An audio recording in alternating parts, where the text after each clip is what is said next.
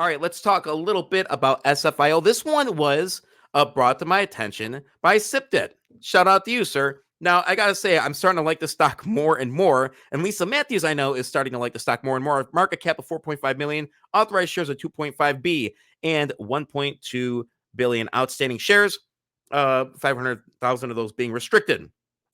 Here is one of their recent breakdowns of their quarter three. Revenue soared to an impressive 7.25 million. Gross profit reached a substantial 4.47 million.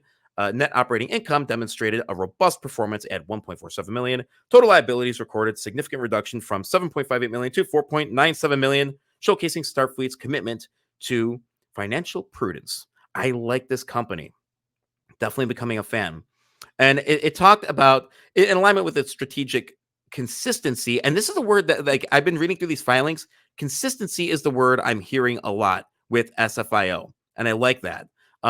They Starfleet in Attack proudly announces expanded share buyback program, appointment of reputable auditor, results propel Starfleet towards milestones. All right, no, that's not a bullet. Sorry, I don't know why I read that, but so that is great. Building on its commitment to optimizing shareholder value, Starfleet will continue its share buyback program for the next 6 months.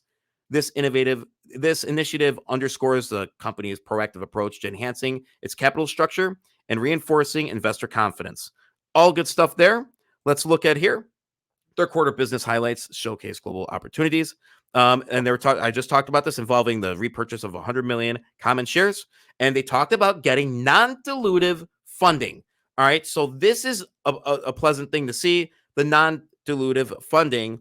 And it says, in an ongoing due diligence process, Starfleet is engaging with another 2 institutional investors for non-dilutive funding. This strategic initiative aims to support the execution of real estate projects and facilitate the expansion of Epiphany CAF in North America starting in 2024. That's the biggest, and we talked about it with a lot of these other companies, is getting the funding. That the funding is very, very hard to come by.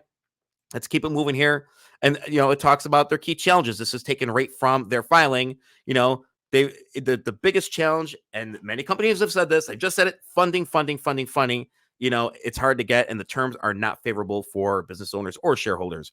All right, we've now secured non-dilutive funding for partners for various ventures, including real estate, electric vehicles, buyback, Epiphany Cafe expansion in North America. Stay tuned for details in the coming weeks. All right. And so it just goes on here, in the coming year. This is taken right from their letter recently. This is what their strategy is, what to look forward to. A new set of executives will be appointed. There will be an appointment of a new board of directors and advisors. This group is growing. Additionally, an internal compliance and audit committee will be established responsible for the NASDAQ application. This company wants to fly. And I'm telling you, if you look at the chart, actually, let's pull up the chart right now. Let's look at SFIO right now. Let's pull up. I think I have 2 charts there. Let me get rid of this thing. All right, SFIO, there it is. 6 month, 1 day. It just boom, boom, boom, churning down, just channeling down. What's going to happen? Let's go. Do I have a 3 month? I think I have a 3 month. Yeah. So where's the bottom on this thing? Oh, that's the 1 year. I'm sorry. Go back. Yeah, this is the 1 year. This is channeling down. See, I'm talking before I'm looking. I know, because I know I did the charts. But here we are. We're still just getting it, just doing what it's going to do. So what do we want to do? What do we want to do? What I want to do is I want to buy it. But what I do is I want to see 4.7 break. I want to see 4.7 break, and I want to see it consolidate above the 4.7 mark. That's what I want to do here. I like SFIO. I am strongly considering going all in on this company. And so that's where it's at. But it is in a downtrend. And this chart looks like many of the other stocks in the OTC. But what do? We don't buy the top, we buy the bottoms. These are the opportunities. These are the obstacles in our portfolio. They're not obstacles for us now, because we could buy these profitable companies that are exceeding and excelling or even maintaining in this bad market, in this bad economy. All right, so you get rid of those charts. I just want to just share this with you too. And this just says something. All right, this was in 2021, but the company has hundreds of employees. All right, this isn't a mom and pop shop. This is a big deal. And I would love to have the CEO on one of these days.